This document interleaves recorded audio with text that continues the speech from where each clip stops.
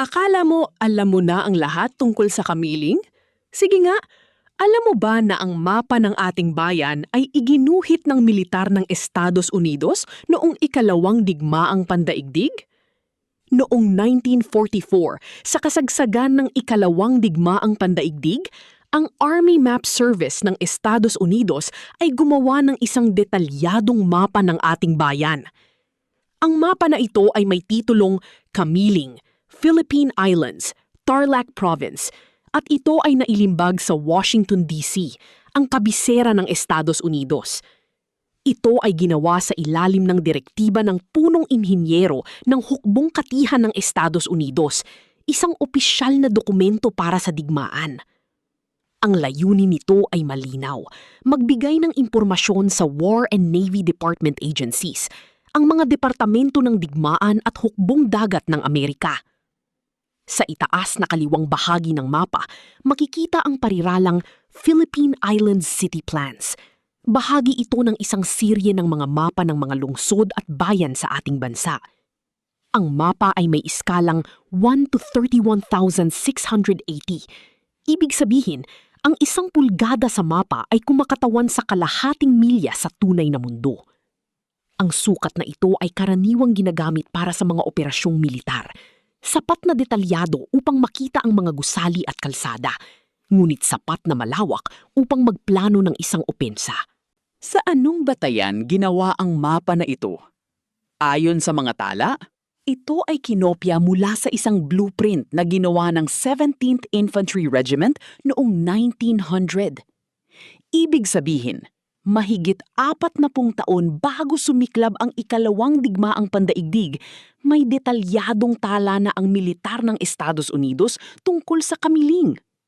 Ang lumang blueprint na iyon ay posibleng ginawa noong panahon ng digmaang Pilipino-Amerikano, 1899-1902, nang kontrolado na ng mga Amerikano ang ating bansa. Ang pagkopya mula sa isang lumang blueprint ay nagpapakita na madalas na ginagamit ng mga Amerikano ang kanilang sariling mga nakalipas na survey upang makagawa ng bagong mapa para sa isang bagong digmaan. Noong panahon ng ikalawang digmaang pandaigdig, bahagi ng probinsya ng Tarlac ang Kamiling. Ngunit ang mga nagdisenyo ng mapa ay isinama pa rin ang pariralang Philippine Islands. Ang lumang mapa ay maliit lamang. 53 sentimetro ang haba at 40 sentimetro ang lapad. Halos kasing laki ng isang bond paper. Ngunit sa kabila ng maliit na sukat nito, ang mapa ay puno ng impormasyon. Mga kalsada, riles ng tren, gusali at iba pang istruktura. Ang mga impormasyong ito ay mahalaga sa digmaan. Ginamit ang mga ito upang magplano ng mga galaw ng tropa, tukuyin ang mga estratehikong posisyon at iwasan ang mga hadlang. Nakatulong ang mga detalyeng ito sa mga kawal ng Hukbong Katihan ng Estados Unidos at ng 37th Infantry Division nang marating nila ang Kamiling noong Enero 14, 1945. Ang mapa ay opisyal na bahagi ng seryeng AMS S901 ng Army Map Service, isang seryeng binubuo ng mga mapa ng mga lungsod at bayan sa buong mundo.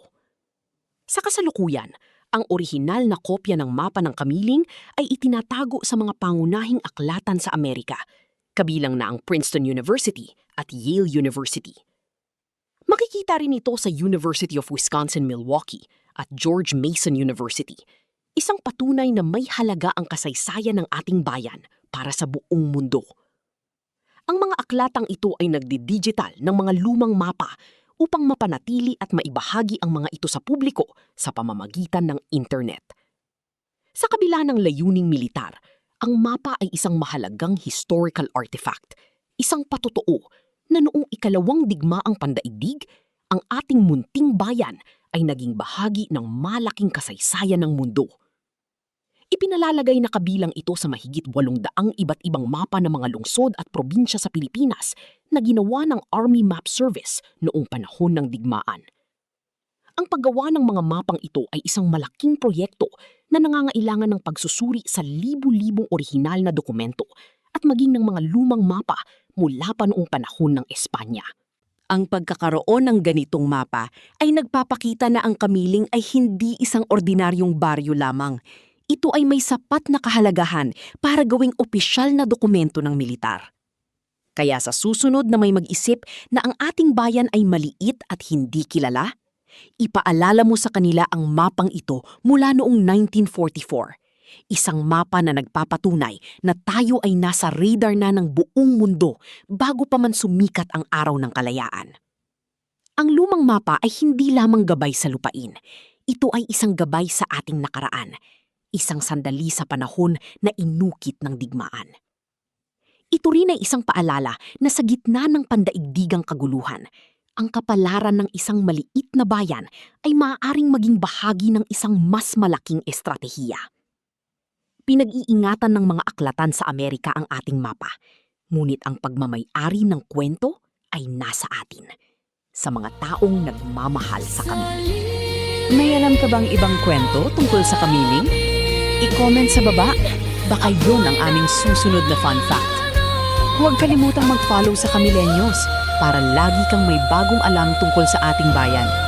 I-share mo na rin sa kapwa mo taga-Kamiling.